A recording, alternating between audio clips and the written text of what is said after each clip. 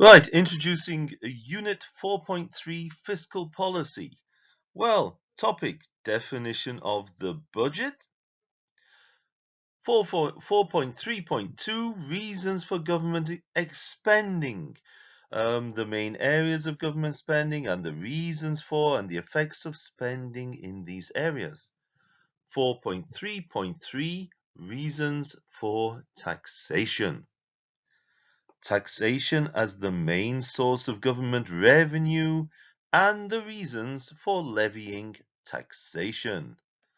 4.3.4 Classification of taxes. Our guidance is examples of different classification of tax. Progressive tax, regressive tax, proportional tax, and direct and indirect tax. 4.3.5 Principles of taxation.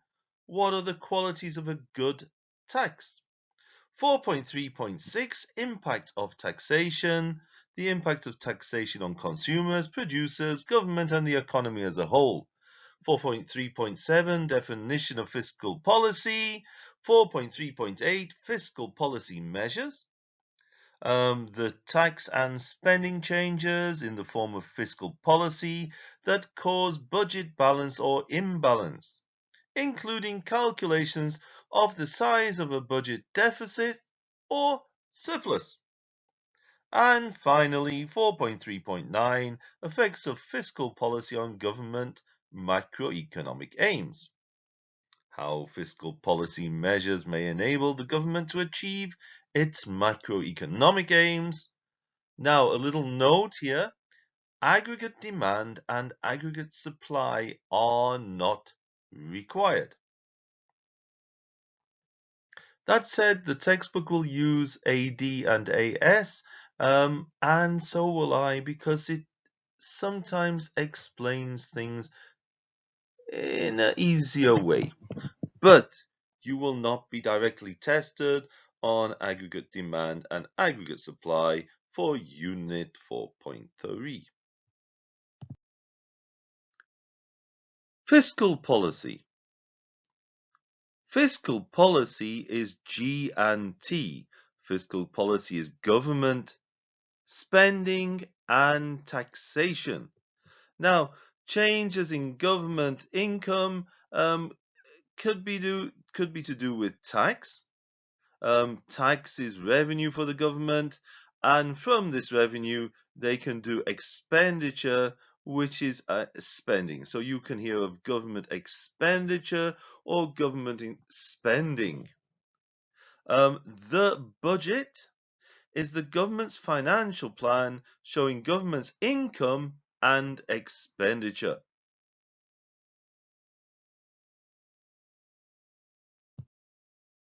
So, types of budgets. Well, let's look at the bottom, a balanced budget.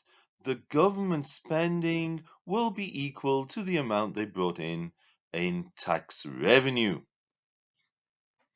A budget surplus, this is where the revenue, the income the government has brought in, is greater than its government spending.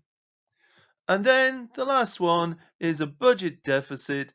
This is where the government is overspending and it's spending more than it's got or more than it's bringing in terms of revenue. Fiscal policy. Um, let's look at the two types of fiscal policy. Remember, fiscal policy G plus T, government spending and taxation. The expansionary fiscal policy, to do this, we lower the tax and we spend more government spending. It speeds up the economy, but also can increase inflation. Later on, we'll look at what they call demand pull inflation. Contractionary fiscal policy, to do this, we increase taxation and we reduce our government spending. This will slow down our economy and can reduce inflation. If you know the words expand and contract, these two types of fiscal policies will make a lot of sense. So, looking at the expansionary fiscal policy, in expansionary fiscal policy, the government will want to increase aggregate demand. By increasing aggregate demand, they will cause economic growth, and to we can increase expenditure, so the government spending goes up. This would cause jobs to go up, and this would cause income to go up, and this would cause the aggregate demand to go up and the economy to grow. By decreasing tax, well, what happens with decreasing tax is income goes up because the tax is lower, people have more disposable income, and also because taxation is lower, governments, not governments, firms will invest more, because they have more money to invest and they have the incentive to grow. So, sitting here in the Harry Potter corner, look, a beautiful Harry Potter bag and another Harry Potter bag and the whole wall of Harry Potter fame. Interesting. But very comfortable. A change of venue. Okay, so let's go back to the slide.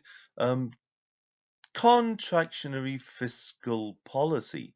In this case, the government wants to decrease the aggregate demand, slowing down the economic growth.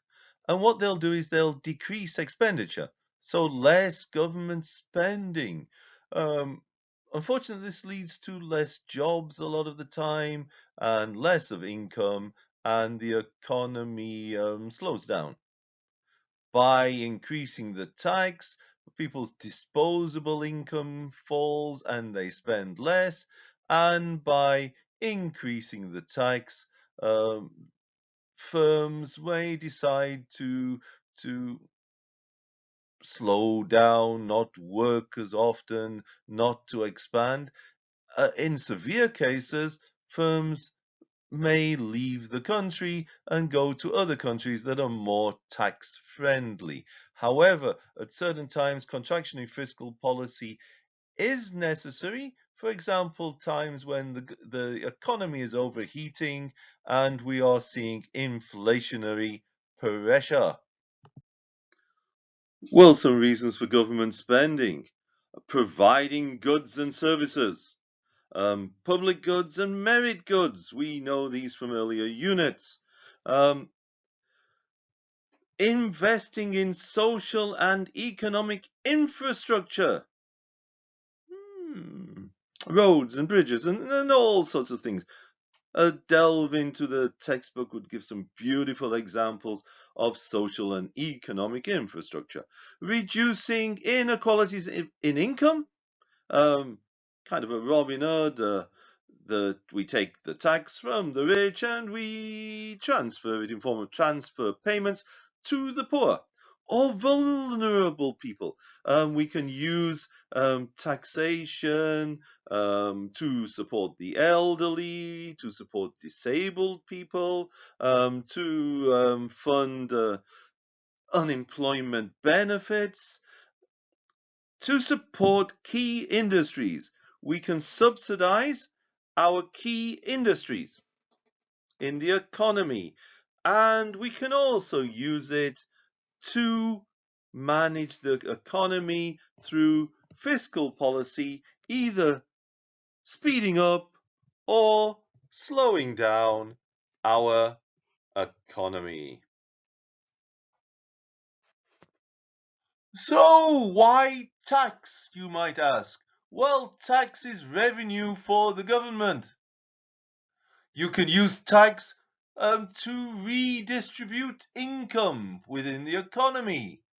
You can use tax to discourage demerit goods, like the tax on cigarettes, for example. You could use tax on imported items to protect your domestic industry. Green taxes can be used to protect the environment, and we have realized that we can use taxation to increase or decrease aggregate demand and thereby manage the economy? Well, we don't need the camera for this one. Taxes. They can be defined into direct taxes and indirect taxes. Now, indirect taxes are taxes on spending. For example, if I go in Germany, I've got Mehrwertsteuer.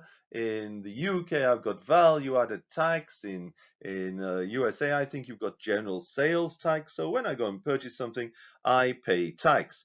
If I'm going to buy several of televisions, I will be paying some kind of indirect tax on the television. If I want to be tanking up my car with diesel, for every litre I will be paying a certain amount of tax. But it's indirect. I don't have to put in 40 litres of diesel every month. Some months I may be putting more diesel in if I'm traveling and thereby would be paying more indirect tax. If I want to avoid a tax on, let's say, diesel, then I don't use diesel. It's very tricky to get away from indirect taxes, though, because on pretty much every item I'm buying, there will be some kind of indirect tax. Direct taxes. Well, they're direct, as in the government knows that I get a salary, so on my income I pay income tax. They know the amount of my salary and thus can calculate what tax I pay.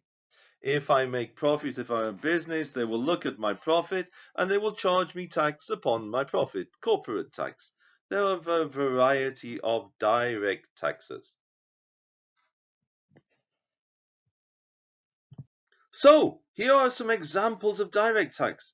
As I mentioned, the income tax, the corporation tax or corporate tax, capital gains tax, and inheritance tax. Some examples of indirect tax are sales tax, excise duties, custom duties, and licenses.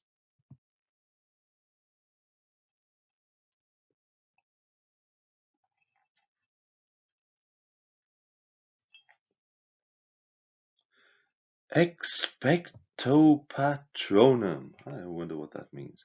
Expecto patronum. Look at that. Expecto. Hold still, hold still, hold still, hold still, holding still, holding still, holding still, hold. Expecto patronum. Like magic, we are learning of the various types of taxes. Income tax is a tax on income from employment or income from investment. Corporation tax is a tax on the profit of the firms. I wonder what this goody does. Look at that, look at that. Wow. Some people might know the name of this little device. I don't.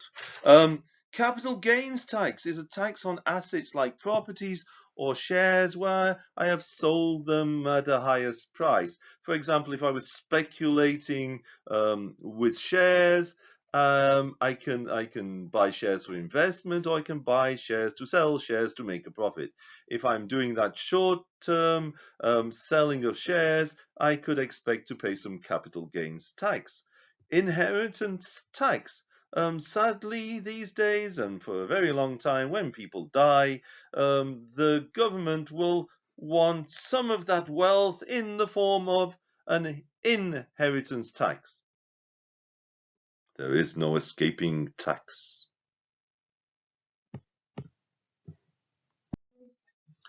Sadly, somebody's got an obsession with Harry Potter, I think. Where's he gone? Where's he gone?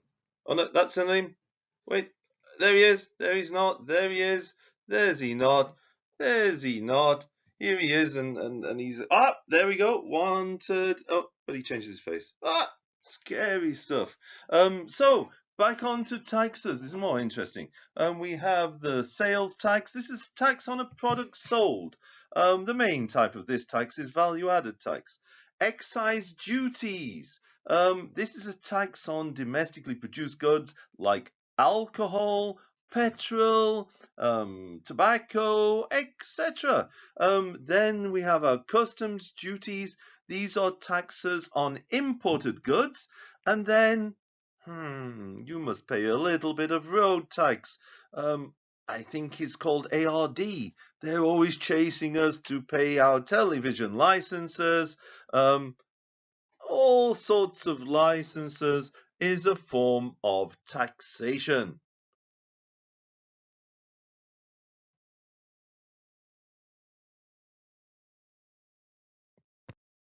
So let's have a look at nature of tax. So if tax was, say, 30% for everybody, so if I had a job where I earn 800 euros a month, 30% of that I would pay on tax. If I had a job where I earned 6,000 euros a month, I would pay 30% of that.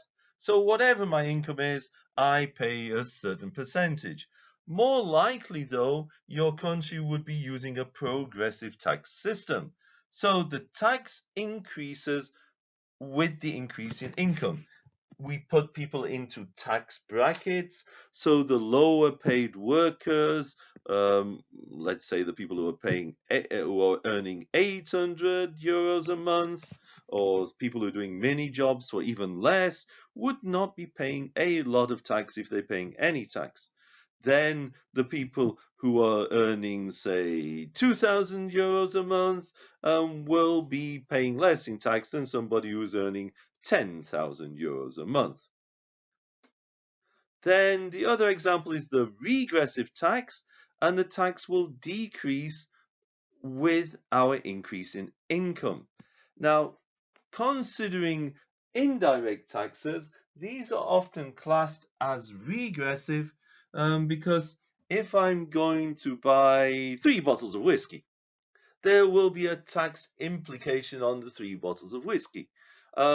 If you're middle to high income, you are not really concerned about the taxable amount because it's relatively small when compared to your income. However, if you are poor, then this taxation is a bigger part of your disposable income.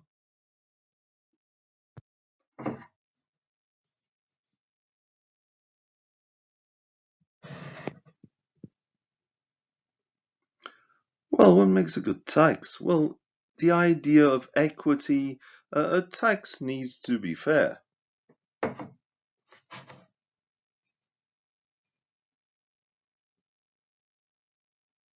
A tax should be non-distortionary.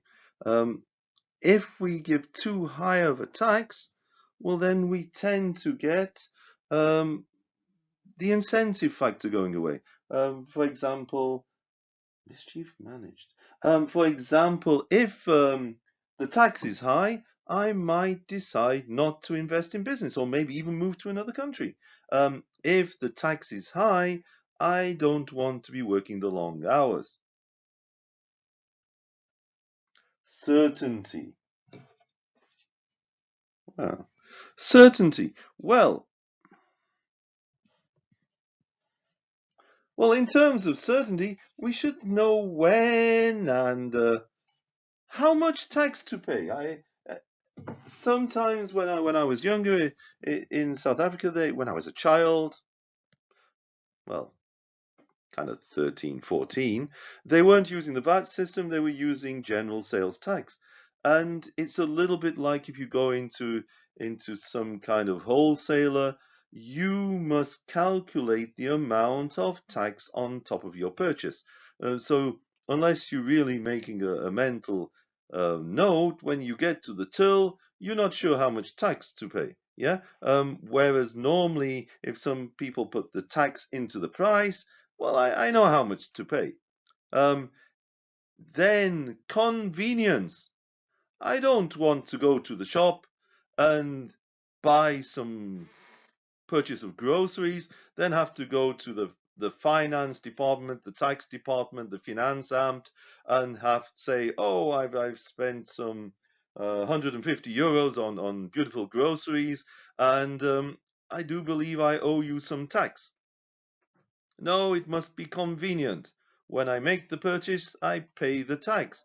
Also, I don't want to, when I'm going shopping for groceries, have to do complicated calculations and all of these things. It must be simple. I understand.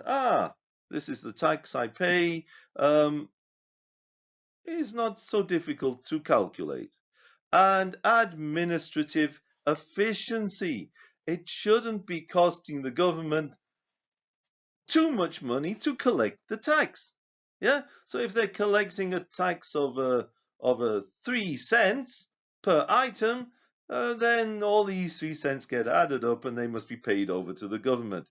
It is no good the government spends €5 to collect 3 cents. So administrative efficiency. Okay, a quick look. I am really simplifying here. The impact of taxation. Well, on the consumer, tax will obviously reduce our disposable income. So the higher the taxes, the less I pay, and also it will change my behavior. Um, for example, with the cigarette, the alcohol, other demerit goods, if the price goes up due to taxation, we would expect from the laws of supply and demand that less is consumed, less quantity is demanded. On the producers, tax will firstly raise costs, but with the working of supply and demand, it will lead to a reduced output, a reduced quantity demanded. On the government, the tax will bring in tax revenue. On the economy, tax will reduce aggregate demand and slow down the economy. But on the other hand, when we're looking at the budget, taxes are needed to fund government spending. Oh, well, fiscal policy. It's favored by the Keynesian economists, um, but some people will say monetary policy is easier to use. Yeah. So what are the problems in using fiscal policy? Well, when do we tax? How much do we tax? If we are into a boom in the economy, where in the business cycle the economy is growing, is possibly a good time to tax and reduce spending. Um, but it's cumbersome to use. I have to put the taxations through the government. We have to do much of voting. It has to be discussed before I can implement the tax. Um, when we are using expansionary fiscal policy, well, most people know the expansionary fiscal policy will lead to some inflation. So if the government is publicizing that it's going to use expansionary fiscal policy, firms will be wanting to get their prices higher, and employees would want to get higher wages, especially trade unions would be pushing for higher wages. Um, and this would add a further cycle of inflation to a policy that is already inflationary. Now, on the other hand, if we're using contractionary fiscal policy, this reduces the incentive to invest. If you're investing, it's not a good idea to invest when the economy is contracting. And then there is what is called the crowding out effect. Now, basically, to finance government spending, the government may borrow or they may issue government bonds, which they sell. Now, because of people investing in government bonds instead of putting their money into the bank, there would be less funds available to the private sector to expand their business. So they are in effect crowded out by the government, who can issue things such as government bonds.